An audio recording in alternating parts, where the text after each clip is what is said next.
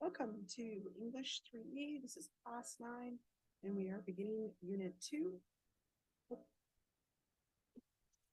Welcome. This is English 3E, class 9, and we are beginning unit 2. This is Jillian Percy. As always, here is the contact information. I am in the office from 9 to 12 and 1 to 4. I am in the studio right now, 1-800-465-7144. You just want to reach me during office hours, 1-800-667-3703. And you can fax me your work at 1-800-463-7852 or email it to jillian.percy@nnecschools.org. If you're wanting to listen to this again, capital G, capital P, ERCY, space, capital W, AHSA. All right, so I want to talk about homophones today. Those are words that sound the same, but they're spelled differently and they have different meaning. And we kind of touched on the ones that are really common, the ones, the there, and to. But some other pairs that get confused when people are doing their reading and their writing are some of these. So sight, spelled with a GHT, means to see with your eyes. So for example, eagles have excellent sight. Or sight, SITE, is referring to a physical location or a place on the internet. Like, did you choose a campsite? Or let's check out that website. Our and our. They actually are spelled slightly differently, but sometimes people say them the same way. Our is a possessive pronoun, meaning something belongs to a group of people. Like, this is our house. Are is the present tense of the verb, to be. For some reason, I don't have the word to be there. All right, I'm just going to add it in real quick so I don't forget it for later. We are going to the store. The are is the correct tense, talking about going to the store. Which and which. So this which, spelled with the H, is a word to indicate choosing between different options, like which ice cream would you like, or which place would you like to go for supper? Witch, WITCH, is a person who does magic, like a witch is scary, or there's a Halloween witch. Weak and weak. Weak with an EAK is someone who's not strong, like he has weak knees. Week, WEEK, is a group of 7 days. So the course is 9 weeks long. Some other ones, accept and accept. All right. To agree to something or to receive something is with the A, ACCEPT. I accept the job offer. Accept with EXCEPT is something's being excluded from the rest. Like, I want all the furniture except for that chair. Weather and weather. Weather with WEA, THER, means what the temperature and the precipitation is like outside. The weather is very stormy. But weather with an H, WHETHER, is often used to indicate doubt or to choose between different alternatives, like, do you know whether you will be home soon? Aloud and aloud. This aloud, ALOUD, means to say something openly rather than to simply think it. Like, you can't read aloud in the library. Allowed, ALLOWED, is the past tense of allow, and it means that you have permission to do something. Like, I am allowed to drive Dad's car. Your and your, that your is spelled funny, I'm sorry. That's actually supposed to be a little apostrophe, not a backslash there. The contraction of you and are, like, you're my favorite cousin.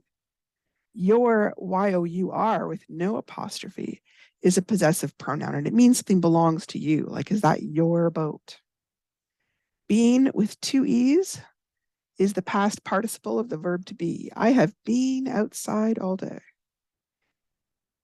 Bean with BEAN is a legume that can be eaten, a type of vegetable. I will have some beans on my taco. Light with GHT is waves of energy from the sun or artificial bulbs that enable us to see, like turn on the light. Light, LITE, is a version of food that has less calories than normal.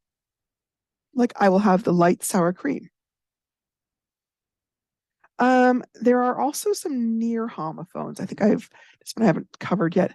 These words don't sound exactly alike, but they are confused so commonly that often people say them the same way, which may be part of the confusion. So then and than. Then is a word relating to time or sequence, like first I am going to the store, then I am going to the doctor's office. The writer is saying that they're doing their errands in a certain order, first the store and second the doctor's office. Than with an A is a word that's used in comparing two options. I would rather go swimming than stay inside all day. So the writer is saying they'd rather swim more than they want to stay inside. They're not saying they're going to swim and then stay inside. All right, so different meaning. Affect and affect. These words don't sound exactly alike, but again, they're confused so commonly that often people say them the same way. So affect with an A often means that something's going to change or influence something. So, for example, I am worried about how the death of the father is going to affect his little girl. The writer is saying that the death might change the little girl in some way. Effect with an E or effect is refers to an action or an event that is the result of another action. So it was caused by the other action. The effect of the power going off was that all the food in the freezer went bad. Here, the writer is saying that the power going off caused the food to go bad. So one is talking about change, one is talking about like responsibility, what caused things to happen. Okay, unit 2 is all about the world of work, what skills we need, what habits we need to develop, how to look for work, how to create a resume and a cover letter, and how to research career options that match our strengths and interests. And it looks like this little site to the side here with the 2 and the 3 zeros, which I think is a play on the 2000, and it's called Unit 2 Setting Out. Okay.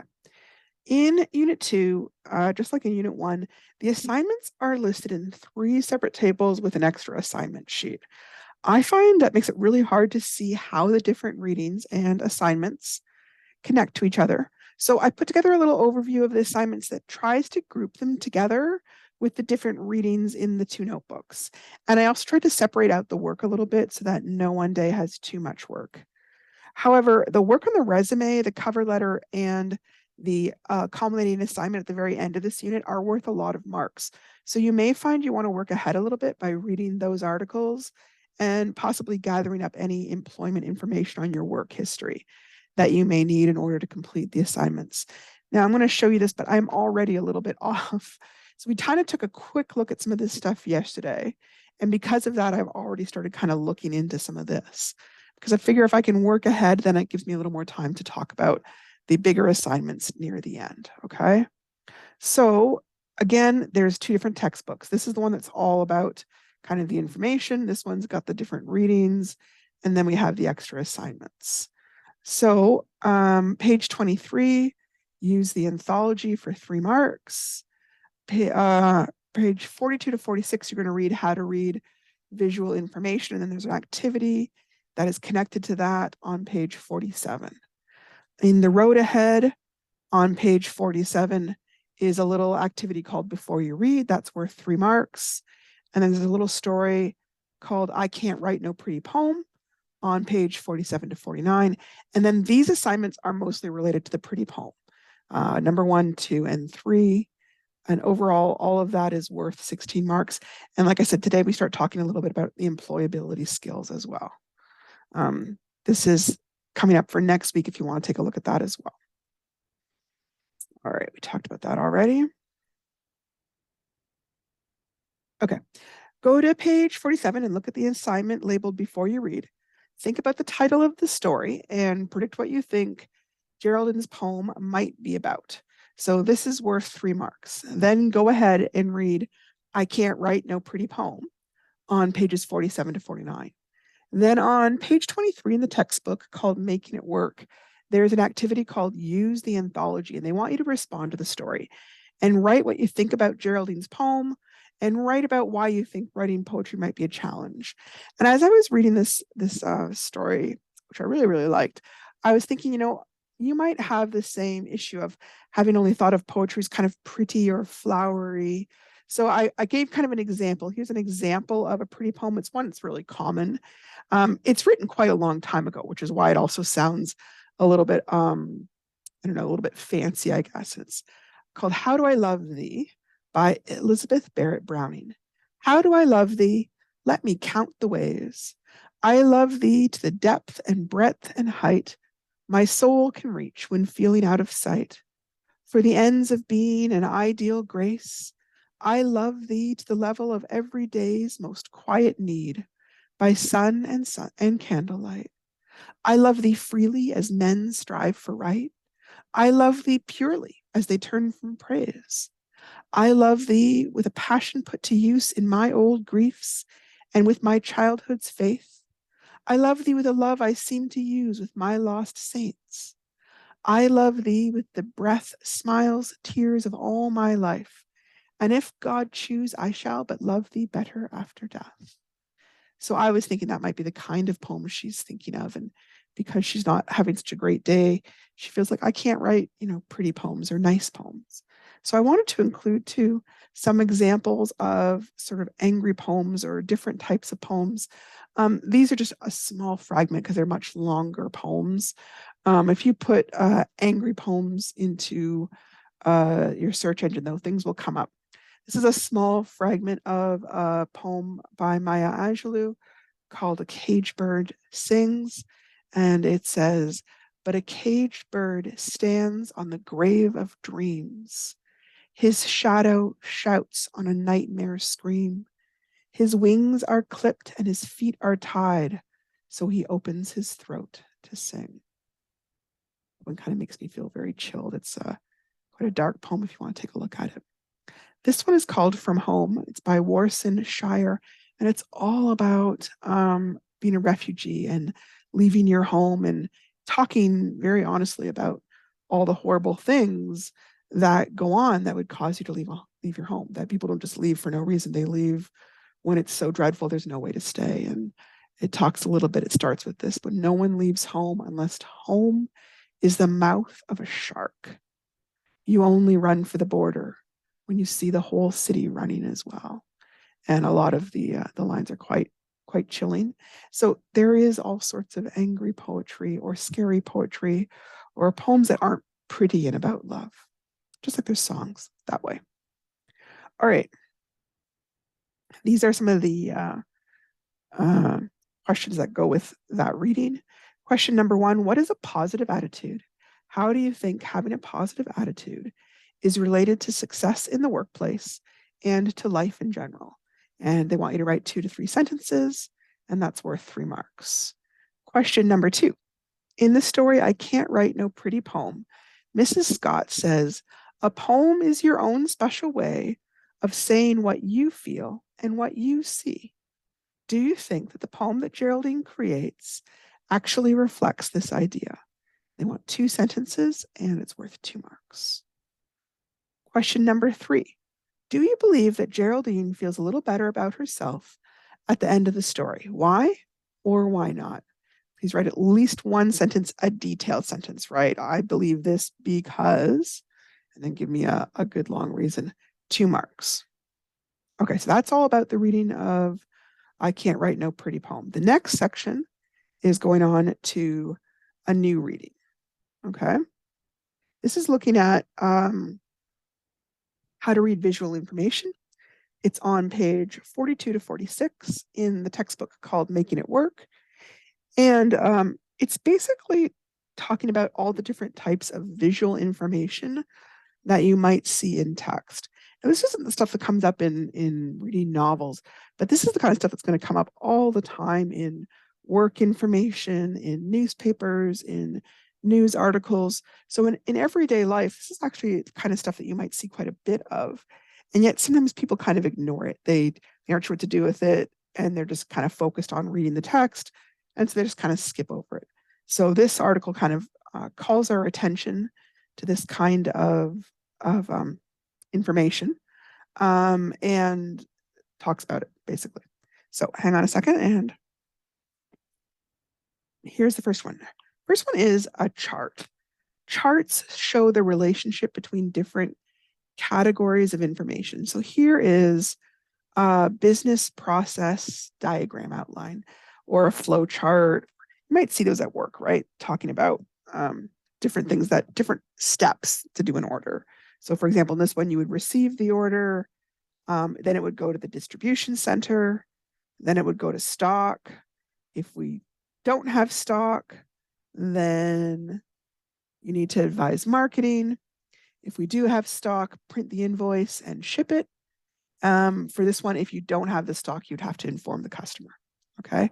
So sometimes people kind of look at this just kind of quickly, but they don't take the time to read all the steps, right? It is important if this information is included in an article that we're reading, that you look at it and read it and see what it's about. All right. This one is diagrams. Diagrams show objects as pictures, often with labels. It might show how something is made or how it works. So here's like a detailed diagram of a flower and all the different parts of a flower. This is a detailed diagram of a type of machine. And you can see that it's showing the different parts and showing all the different labels, right? If you were, say, going to use the machine, that might be helpful. If you were somebody who had to fix the machine, this is where you could ask somebody to point, hey, here's what's going wrong. So this is the kind of thing where you might want to read the labels if it's connected to what you're about to do. Graphs. Graphs show numerical information in a visual way, and there are all sorts of different types of graphs. Here are some of the most common types you might see. Bar graphs. Bar graphs use bars on a grid to illustrate the sizes or the quantities of things, and the bars can be vertical or horizontal. And we often think of this as just a math thing, but really a lot of newspapers will hold this kind of information as well. So this graph, it's labeled population. Here it talks about the numbers of population in millions. So that isn't 10 people, it's 10 million people. And the countries are France, United Kingdom, Mexico, Nigeria, and Pakistan. And then they gave us 3 different bars for each country because they're looking at the population and how it changes over the span of years. So the blue is in 1980, the red is in 1990, and the green is in 2000. So France starts off around 55 million, goes up a little tiny bit in 1990, and then by 2000 is up to about maybe 64 million. United Kingdom starts at 50,000, goes up to, I don't know, maybe around 52,000, and then goes up to about 61, 62. They don't put all the numbers here, so you're going to have to kind of like, well, halfway would be 65, and partway between that would be about 62. You have to kind of interpret a little bit. Mexico starts off around 62, 63. In 1990, it shoots up to about maybe, I don't know, 78. And then by the year 2000, it's basically around 80 million. Nigeria starts at 60, goes up to around 81, and then goes up to maybe 83, 84. Pakistan looks at maybe about 58, goes up to about 63, 64, and then goes up to 62. So you might have questions about this. Maybe they're trying to compare like how different laws have affected the population. Maybe they're just trying to see, like here, the difference between the 10 years of 1980 and 1990 isn't very much, but there's quite a big difference between 1990 and 2000. On the other hand, in Mexico, there's quite a big difference between 1980 and 1990, but not as big a difference between 1990 and 2000. I don't know why. This is a different kind of bar graph. I've seen these a lot more lately. And it is talking about, let me think, unemployment. The dark blue is private sector, and the kind of orangey color is public. Here it's talking about the K stands for 1,000, so 100,000, 200,000. And then it's giving like the little percentage points. So it's showing you the overall at the top of the bar, but they're trying to show you how it's split up between the public and private sector, because maybe that would help you in some way when you were doing whatever you were doing with that, right? Line graphs, I chose kind of more complex ones. It could just have one line. Here's an example where the different colors relate to different countries, and it's showing how every single country you can see goes from, oh, I need my glasses here. It looks like about 1980. Can't quite read that. Continually is going down into 20. Oh, and terrible. I should have brought my glasses. But anyways, you can see it's overall going down. Here it's talking about the average monthly temperature. And again, it's showing you in the different colors represent different cities. So in Paris, in Dubai, and in Sydney. Okay. Line graphs normally show the growth or change in something over a period of time. Here it's years, here it's months. What's being measured is usually on the left, and it can label it like temperature and average Celsius, or there might be like an overall title that tells you what's going on in the graph. Circle graphs. They divide the information into sections. It looks a little bit like a pie, and it also is called a pie chart sometimes. It shows the relative size of the different data parts in relationship to the whole. This one is great for showing relationships. Like if this is your overall diet, well, 30% should be fruit. That seems unlikely, but okay. 5% should be protein. Now these colors are really similar. To me, this is kind of like a poorly done one. Oh, wait, here, protein's over here. So fruit is here, protein is there, other is here, and these colors are a bit vague. I'm going to assume they're going in order, and there's vegetables, there's dairy, and there's grains. And they also include the percentage point of each one, right? Here, it's more of a flat circle graph, and there's a little, you can see both of them have like legends or keys telling you what kind of game and the percentage of people who were playing per game, right? So Monopoly has the most. Nope, sorry, Candyland beats it, and Uno has the least. So again, depending on what you're reading, it might be important to make sure that you don't just look and go, oh, it's pretty colors, but actually take the time to look at the information, okay?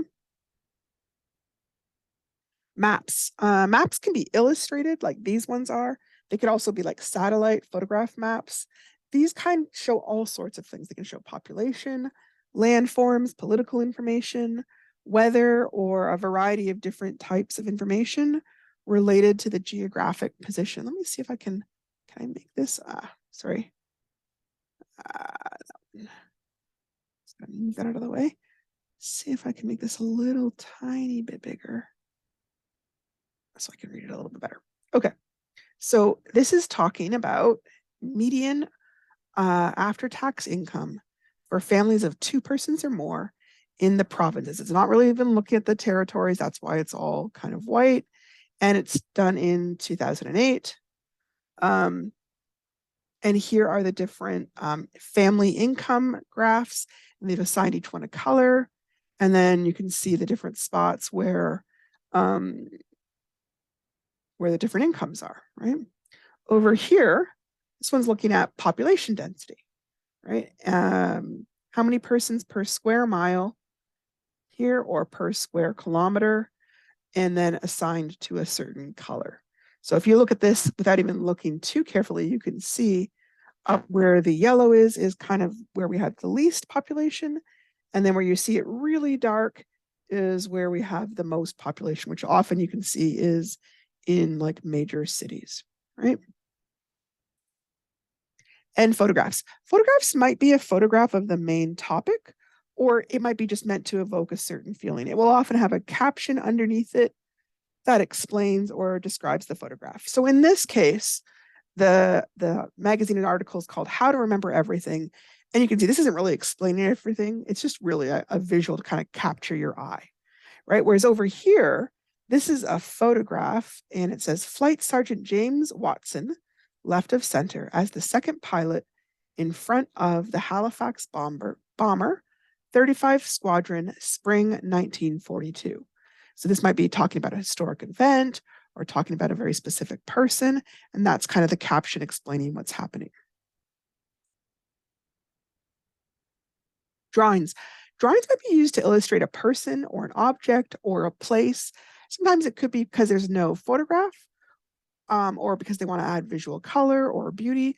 And as you can see, sometimes it's just because they want to kind of show their opinion about something.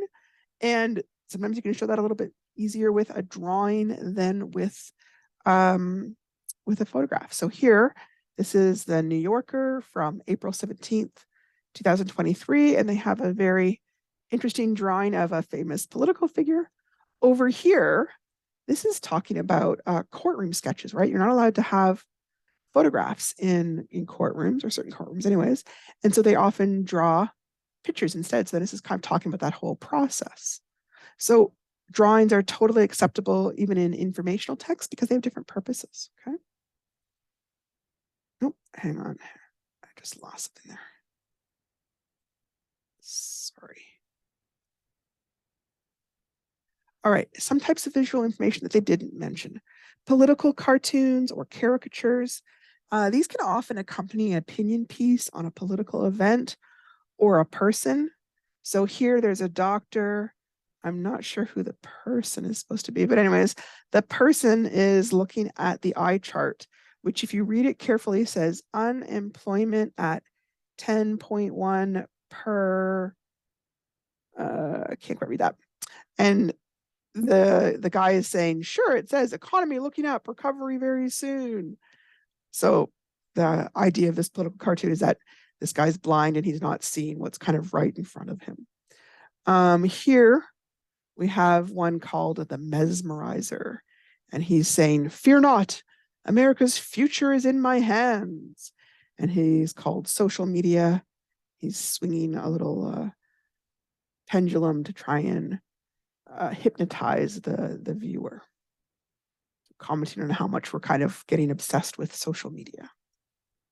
Memes may be used to add comedy or lightness to an article or to illustrate a point.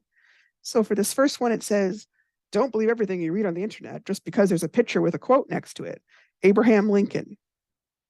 Well, Abraham Lincoln lived long before computers. So obviously he didn't really say that because he didn't know anything about the internet. That's relatively new. Then over here we have a wolf and a dog, and it says, I'm going to get close to this group of humans. What's the worst that can happen? Thousands of years later, you can see this poor humiliated puppy looking kind of silly in his party hat. So what's the point of all this? Why are we even talking about visual information anyways? We talked about this before.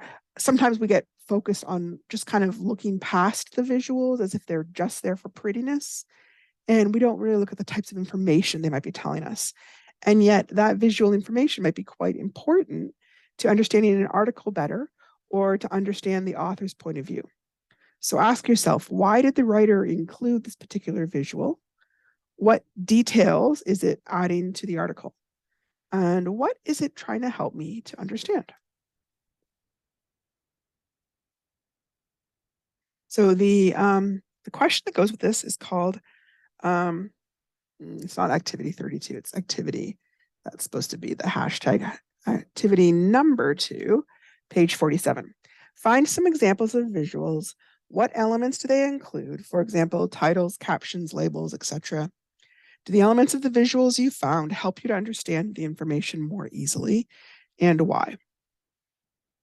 This could be visuals that you capture off the internet, or visuals from like the Sioux Bulletin or Wawate News or your favorite magazine, whatever, just kind of explain what they do. It's only worth 6 marks, so 2 or 3 examples should be fine, right? Okay, then we're beginning to move on to other stuff. In the textbook called The Road Ahead, it asks you to read pages 50 to page 52. And the text is called Employability Skills 2000 Plus. Now, this is if you take a look at it, it's quite an unusual piece. And it may not be the type of text that you were thinking that you would read in an English course. It's not really a story or a poem or a play. It's not even really an informational article. It's essentially just a really large chart or table created by the Conference Board of Canada. And up top, it lists 3 large categories of skills in orange headings at the top of the page. And the headings are fundamental skills, personal management skills, and then teamwork skills.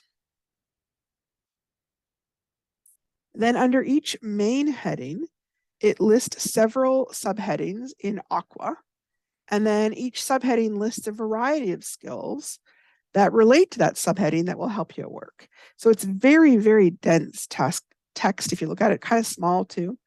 It's a bit hard to read if you're getting older and need glasses like I am. In real life, it's the kind of thing you might want to read as a checklist to see if you have some of these skills or if there are some areas where you need to improve. For our purposes, we end up having questions 4 to 6 that help you to look at this chart in a more in-depth way. So just looking at it, in this section called Fundamental Skills, there's 4 subheadings: communicate, manage information, use numbers, and think and solve problems. So under communicate, it says you can read and understand information presented in a variety of forms. For example, words, graphs, charts, and diagrams. Oh, well, you guys know how to do that because we just practiced it, didn't we? Write and speak so that others can pay attention and understand. Listen and ask questions to understand and appreciate the points of views of others. Share information using a range of information and communication technologies, like voice, email, computers, social messages. Use relevant scientific, technological, and mathematical knowledge and skills to explain or clarify ideas. Under the heading Manage Information, locate, gather, and organize information using appropriate information systems. And that could be anything from a catalog to a database, however your workplace organizes the information. Access, analyze, and apply knowledge and skills from various disciplines, such as the arts, languages, science, technology, mathematics, social sciences, and the humanities. Use numbers, decide what needs to be measured or calculated, observe and record data using appropriate methods, tools, and technology, make estimates, and verify calculations. Now, I just want to point out, obviously, not every job is going to have you use numbers, but a surprising number of jobs may. So, for example, I'm an English teacher. You wouldn't necessarily think I would have to use numbers, but sometimes I have to calculate the data of how students are increasing their reading skills, or calculate the average for people's marks. So even though I went into English, I do actually still end up having to use numbers. Under the subheading Think and Solve Problems, you can assess situations and identify problems, seek different points of view and evaluate them based on facts, recognize the human, interpersonal, technical, scientific, and mathematical dimensions of a problem, and identify the root cause of a problem. Be creative and innovative in exploring possible solutions. Readily use science, technology, and mathematics as ways to think, gain, and share knowledge, solve problems, and make decisions. Evaluate solutions to make recommendations or decisions, implement solutions, check to see if solutions work, and act on opportunities for improvement. So that all sounds really highfalutin, and it really is going to depend on what kind of job you're doing. If you are working as a retail worker at a store, you might not have to do this kind of work. On the other hand, if you're working as an insurance broker or you're working as a manager somewhere, you might have to use the ability to think and solve problems quite a bit. So when they're saying fundamental skills, it kind of depends on what job you're doing, right? Not every job is going to need every one of these skills. Okay, on the middle part of the page, it's talking about personal management skills. It's like your people skills. They categorize it as the personal skills, attitudes, and behaviors that drive one's potential for growth. You will be able to offer yourself greater possibilities for achievement when you can demonstrate positive attitudes and behaviors. So feel good about yourself and be confident. Deal with people, problems, and situations with honesty, integrity, and personal ethics. Recognize your own and other people's good efforts. Take care of your personal health. Show interest, intuition, and effort. Subheading, be responsible. Set goals and priorities, balancing work and personal life. Plan and manage time, money, and other resources to achieve goals. Assess, weigh, and manage risk. Be accountable for your actions and the actions of your group. Be socially responsible and contribute to your community. Under the subheading, be adaptable. Work independently or as part of a team. Carry out multiple tasks or projects. Be innovative and resourceful. Identify and suggest alternative ways to achieve goals and get the job done. Be open and respond constructively to change. Learn from your mistakes and accept feedback. Cope with uncertainty. And I wanted to talk about this one because this is one of those category of skills that was absolutely crucial during COVID, right? Some businesses made all sorts of changes to how they did business. They began to use the internet more. They tried to make sure they did like curbside drop off. They looked for new things to sell.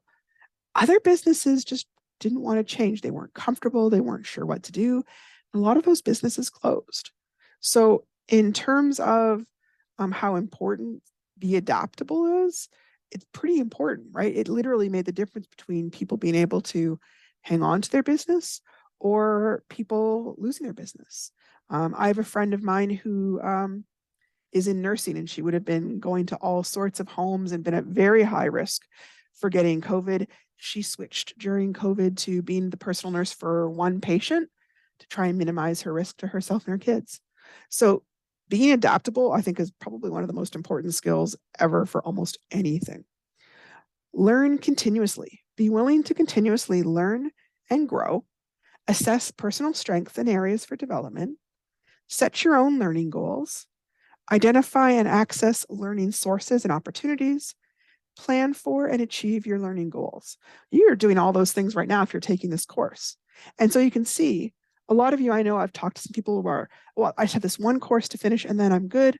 I've got my high school degree, which maybe it makes you more money or makes it that people want to hire you more. So learning continuously isn't something we just do in school. It's something we also do even in work. Work safely. Be aware of personal and group health and safety practices and procedures and act in accordance with these. Third category, teamwork skills. The skills and attributes needed to contribute productively. You will be better prepared to add value to the outcomes of a task, project, or team when you can. The main subcategory there is working with others. Understand and work within the dynamics of a group. Ensure that a team's purpose and objectives are clear. Be flexible, respect, be open to and supportive of the thoughts, opinions, and contributions of others in a group. Recognize and respect people's diversity, individual differences, and perspectives. Accept and provide feedback in a constructive and considerate manner. Contribute to a team by sharing information and expertise. Lead or support when appropriate, motivating a group for high performance. Understand the role of conflict in a group to reach solutions. Manage and resolve conflict when appropriate. So all of those things are talking about A, showing respect to other people, being good to work with, and being aware that, you know, when you're working, you're contributing to whatever your work goal is. You may have a very obvious team, like, oh, this is the marketing team and this is the sales team.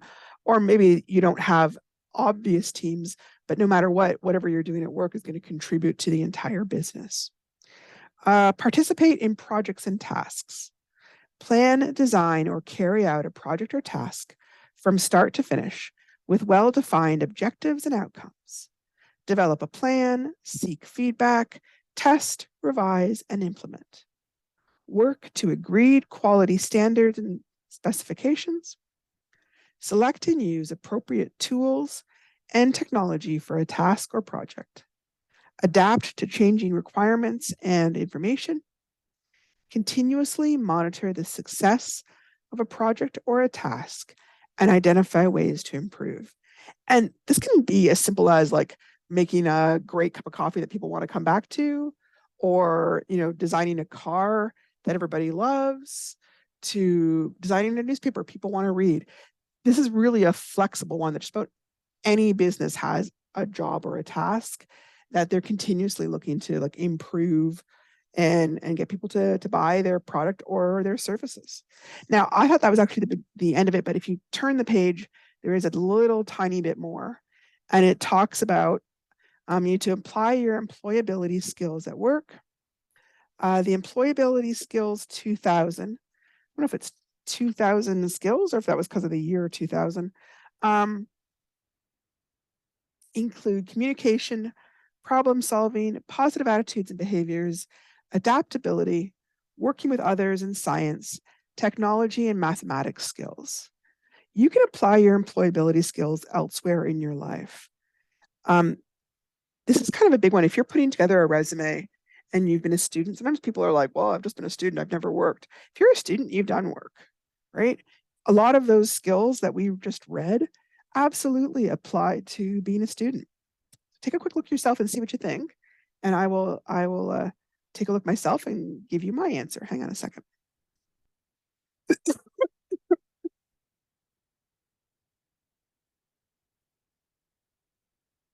Okay.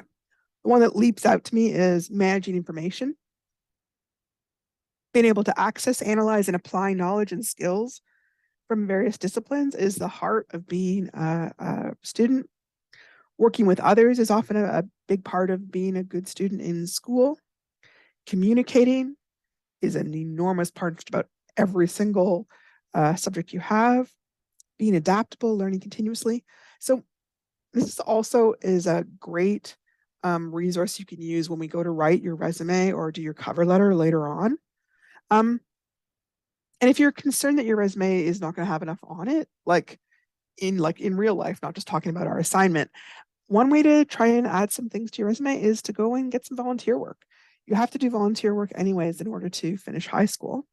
So look around your community. Where are some places that people could use your services? Because that gives you people who can recommend you, people who can mentor you, and it gives you a chance to practice some career skills in a real life way. It talks about you can develop your employability skills at home, at work, and in the community. Family, friends, teachers, neighbors, employers, coworkers, government, business, and industry can all play a part in helping you build these schools. The employability skills toolkit for the self-managing learner can help you. And then it talks about the different ways that this toolkit can help you. You can know yourself and get feedback, identify and reflect on your skills, plan skill development activities, implement your development plans and practice your skills, and document and market your skills for best success. So let's say you feel like, well, I'm not really that great at working with others. Okay, well, maybe you need to look for a volunteer job that helps you practice those skills, or maybe you need to, talk to a friend who's really great at that kind of stuff and ask them for advice, or watch some videos, or read a book. So after you've read that, which we kind of did together now, let's look at questions 4 to 6, which are basically all about that chart. Question 4. Question 4 says, considering the information in the chart entitled Employability Skills 2000 Plus, identify one heading, it's really a subheading, in each of the 3 main skill categories that you think is the most important and explain why. Please do this with at least 3 sentences, and it's 5 marks for this overall question. Okay. Question 5. What is the purpose or value of an employability skills chart? At least 1 sentence, and that's for 2 marks. Question number 6. List any 2 specific skills or items in each of the three skill categories that you have demonstrated recently or in the past. Which of the three skill categories do you feel least prepared in when it comes to employment? And that one's worth 5 marks.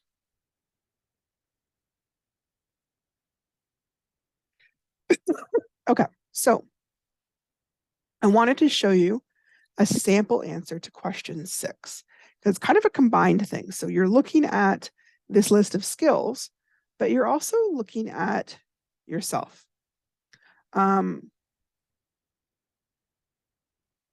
Any two specific skills that you have demonstrated, and then where do you feel least prepared? So it's a bit of each. Okay, it's not just the one.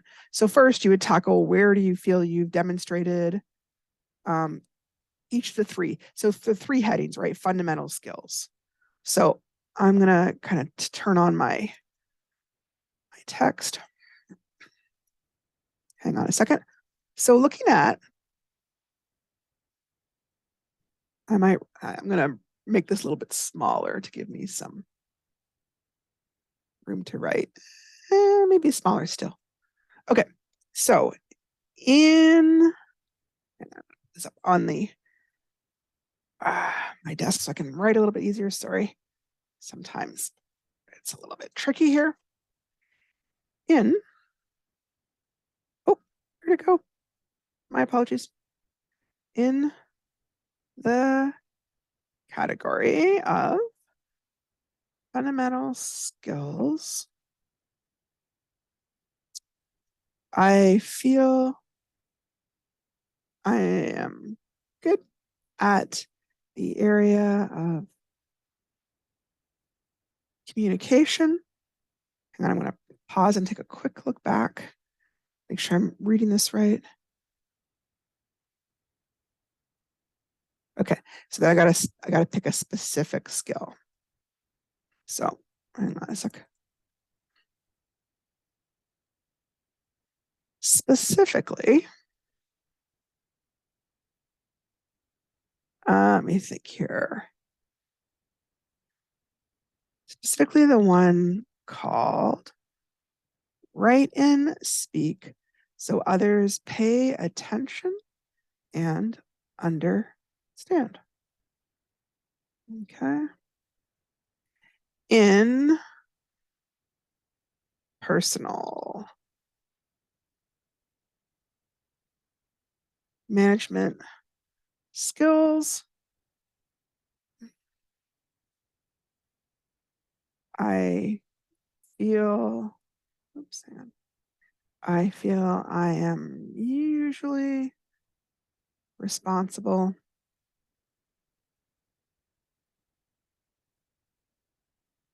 let me think here. I think I am good at setting goals and priorities so that I balance my work and personal life. Okay. In this one, I quoted it exactly, and so I put quotation marks around it. In this one, I kind of rephrased it a little bit. So because I did that, I didn't put quotation marks around it. Either way is totally acceptable. So now I'm supposed to list any 2 specific skills in each of the 3 skill categories. So I've got to go back and actually add. I didn't read that carefully. So here, in fundamental skills, I wrote communication. I'm going to capitalize that so that people know it was a heading. I had one. I need to add another one. So I am also good at, let me think here,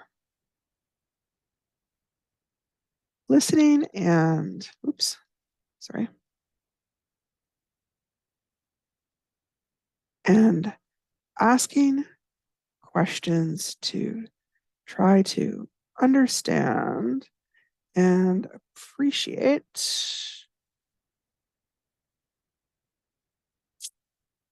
the point of view of others. So This is one reason why it's so important to read the question carefully. I didn't read it very carefully at first, and so I misunderstood. I was trying to put one skill from each instead I needed two skills. So in personal management, I feel I'm usually responsible. I think I'm good at setting goals. What else am I good at here? Let me think. Um,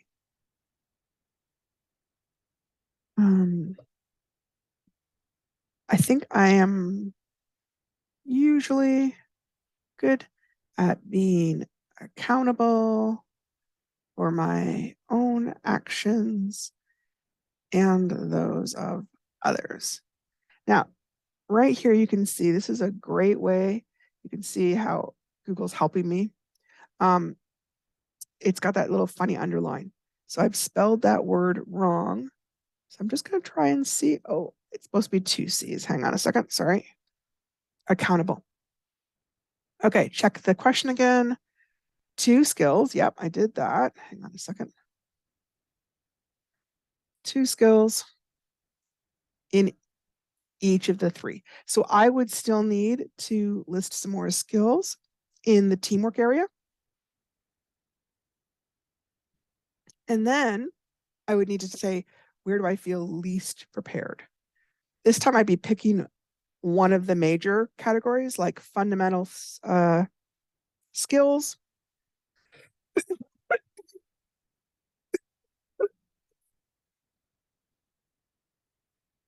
personal management, or teamwork skills.